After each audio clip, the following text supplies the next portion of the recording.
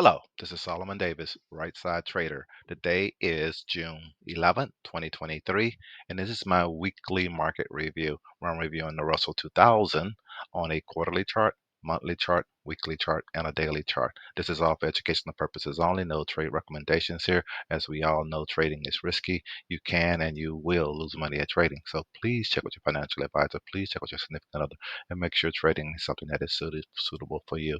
Get training and learn how to make money out here at this game. Again, no trade recommendations though. Let's take a quick look here and see what's going on the Russell this past week and wrap this on up. Again, the Russell is still below the 10 moving average on the quarterly chart, but it has become above the 10 moving average on the monthly chart. So right now, we can say that the Russell is bullish, and based on what it did the last couple of weeks, I would say yes, it is bullish. But let's go ahead and zoom on in and take a quick look at what's been happening here. Okay, on this quarterly chart, like I said, uh, we are we're at what I like talking about pivots on this thing here because this is one of the ones I want to see how well this works on the higher time frame pivots. What I'm looking at, we're below the pivot, the main line. These are yearly pivots. Yep, and it came right up to it and bounced back down. I kind of expect the market to stay below pivot, and if it's been below here for the first quarter here so far in the second quarter. The thing is to see, can it break above pivot? And in order for it to get actually bullish on this time frame, it actually needs to break above that and get back above this 10 moving average. So that's what I'm seeing there. I'm seeing my stochastic here kind of hang out, go sideways. I haven't seen this in a long time, but I haven't looked at this time frame here in a while. But that's what I'm seeing right here, right now. Let's go ahead down here to the monthly thing. And like you say, so far this month in June, this has been a really bullish month for the Russell and all. It made a bottom. It came to our bottom and all, and it was the bottom. I was wondering was the bottom or was it going to go lower? But we got a doji. We got a doji on a monthly chart. This is an indecision type candle, and this candle usually may mean you might be getting a reversal, and then you get a reversal at the right location at a bottom. It did happen this time. It doesn't happen all the time, but again, as you can see, I have no trade recommendation. I do have multiple trades that I haven't closed yet that are below the market at this time. One of the strategies that I use. So I was looking for them to close last week and they didn't. Volatility has dropped quite a bit, but for some reason, well, they haven't closed because I kept adjusting, trying to get more money out of the trade. Let's just be honest about it. That's what's been happening. If I was just getting my 50% that I usually like getting, I would have been out of these trades. But I've been okay since there's no volatility and the volatility has dropped in the market. So I'm just trying to squeeze as much as I can out of these trades that I have on at this time. So that's what I'm doing. Long as the market looks good, that's what you do. And is doing that type of that style of trading. It's going to be kind of shut down because volatility is too low in the market at this time in order to do those type trades, other than really, really short type intraday type stuff on movements, just doing it that way. But that's what I see here on this monthly chart. Again, mainly is that we are above the 10 and the 50 right now, and the Russell looks bullish. We're going to have to wait and see, you know, we hit a supply here, and we need to see, can it break this high, and right now break 1900 really what it is.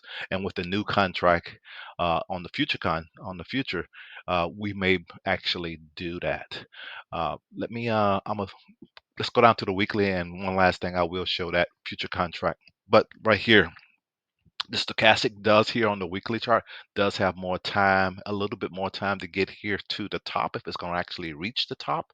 And the Russell seems like it does like reaching the top when it does come up, here lately on these little upward moves that it makes. So I kind of expected that it can go a little bit higher, but we got a major supply that we had back here on this week here. But I think this was that financial week where the banks had all the issues that was going on, and it did get a little pullback and look like we did not break it last week, and we need to see how this market is going to open up this week, and can it get above this level. But again, here looking at these monthly pivots, it has moved quite a bit already this month. We opened above pivot. We went up to an R2 level and almost reaching our R3 level. As you can look back on my chart, you don't see, the Russell actually ever crossing an R3 level. So again, be mindful of where you're at in the market, about going long and then the strategies that you're using at this time. Let's go ahead and drop down and take a look at the daily chart. Here on the daily chart, like I said, this past week, it was kind of like, as you can see, boom, boom, boom. Some big days. Well, 1, 2, 3, 4, 5. Friday, then Tuesday, boom. It took a little rest on Monday, and then boom again, and it came right up on a weekly pivot. These are weekly pivots up to an R2 level, and couldn't get above that, and actually turned down. You got to take profit sometimes, but maybe that's all it was. But we can see our stochastic here was already at the top, and some people just based on that, based on what indicators they're using, it probably was also telling them to sell and take some profit at that time.